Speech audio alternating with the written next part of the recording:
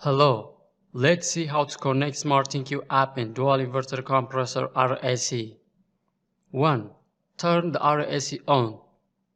2. Open ThinQ app on your device. 3. Select plus sign to add a new device and click on OK. 4. Select the wall-mounted type and press OK. 5.